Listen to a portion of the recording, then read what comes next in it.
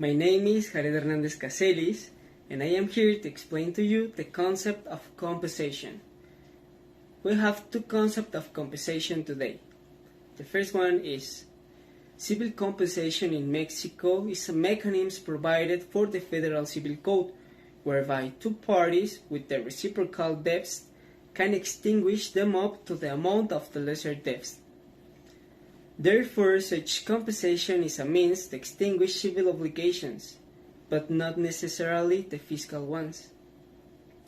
The second is form of extinguishment of an obligation when both parties are at the same time debtors of each other, so that a concurrent situation arises in which they are reciprocally creditors and debtors. These articles can be found in the Civil Code of the State of Puebla.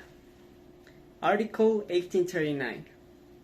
Compensation of obligations occurs when two persons are reciprocal debtors, and by their own right of fungible, liquid, and exigible debt. The requirement for compensation can be found in the Article 1840. The Article 1844 mentions the reasons why there will be no compensation, and in the Article 1856 it states the compensation cannot be made to the detriment of rights legitimately acquired by another person. This is just to mention a few of articles. For further information on the topic of compensation, refer to Articles 1839 to 1856 of the Civil Code of the State of Puebla. Thank you.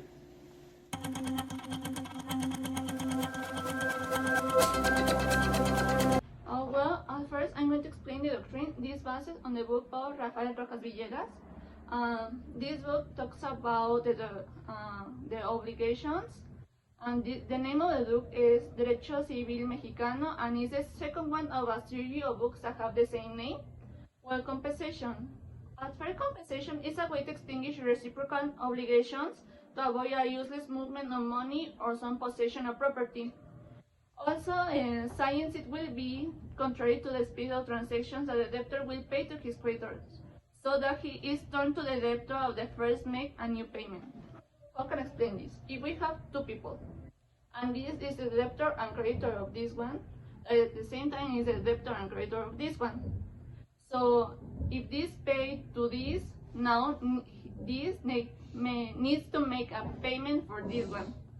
When other example for explaining this is when two people owe to each other similar objects, it's not necessary that each of them pay the other what he owes. It's more easy to consider that both debts have been extinguished. Rafael Rojas Villegas says that these two people have at the same time two things. The first thing is the facility to release and give up his credit, and the second one, guarantee his credit. This compensation is an equivalent to a double payment. Again, I'm going to explain this. If we have two people and this need to pay to this, and now this is need to pay to the other what he owes.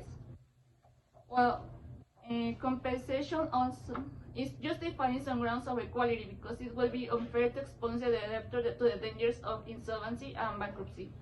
Also, again, if this paid to this money and now this lost the money or something happens, now this don't have the money and can pay to this. So now this is exposed of the dangers of the insolvency and the bankruptcy of this one.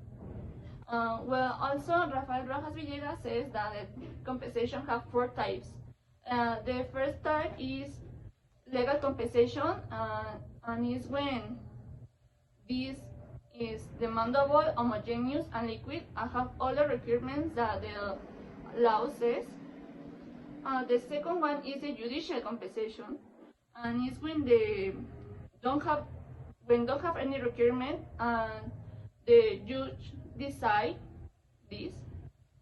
Judge decide if the compensation is a way to extinguish this obligation.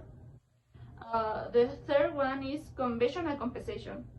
This is when the two parts are agreed with this and can make compensable to credits that are not liquid or payable, or benefits that are not fungible with each other. Also, the interested parties can claim a credit that is not yet subjectable to a deadline, or that the benefits are not homogeneous. Well, also, we have the last one, that is the optional compensation, that is very similar to the third one, that is the conventional compensation. Optional compensation says, so it's recognized like a payable, but it's not payable. It's not considered like liquid or determinacy. Well, I think that's all. Thank you.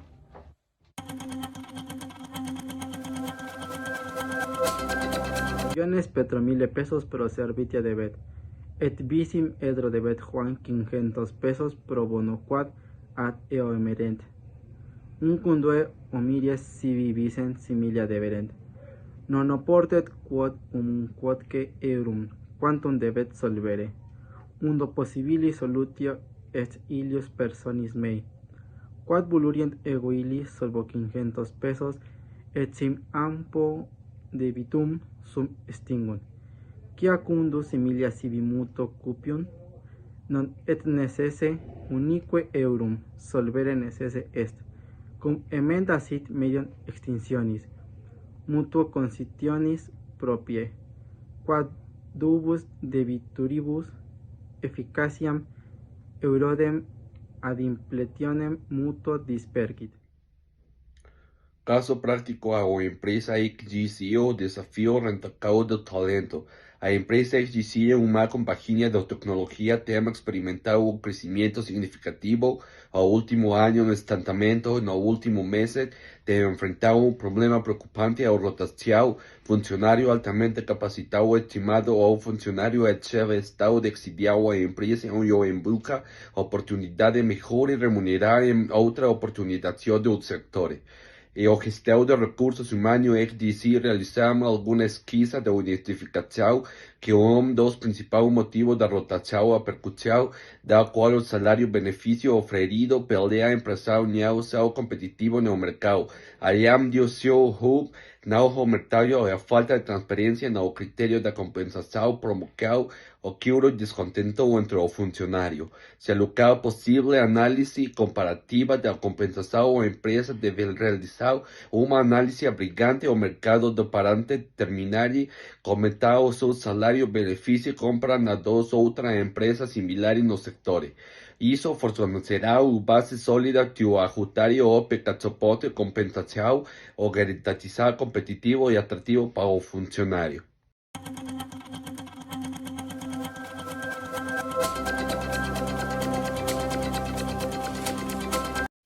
Articolo 1840. Finché il risarcimento possa procedere necessario. Prima frazione. Che in entrambi i debiti consistono in una somma di denaro. Seconda frazione. Che quando i beni dovuti sono fungibili, sono dello stesso tipo e qualità. Terza sezione. Che nel caso di cui alla sezione precedente, il tipo e qualità dei beni dovuti sono stati ceduti al momento della conclusione. Quarta frazione. Che i debiti siano ugualmente liquidi e inesigibili. Articolo 1844. Non ci sarà alcun compenso. Prima frazione. Se delle parti ha rinunziato. Seconda frazione. Se uno dei debiti è di natura alimentare. Terza frazione. Se uno dei debiti proviene da una vendita vitalizia. Quarta frazione. Se uno o entrambi i debiti hanno pergetto un bene che può essere risarciti né per disposizioni di legge né per titolo da cui proviene, a meno che i due debiti non fossero equamente privilegiati. Quinta frazione. Se il debito è di un bene posto in deposito. Articolo 1848.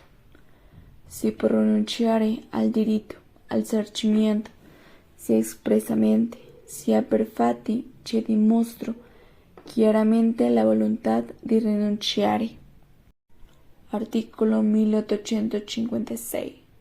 Il risarcimento non può essere effettuato in pregiudizio dei diritti legittimamente acquisiti da un altro soggetto.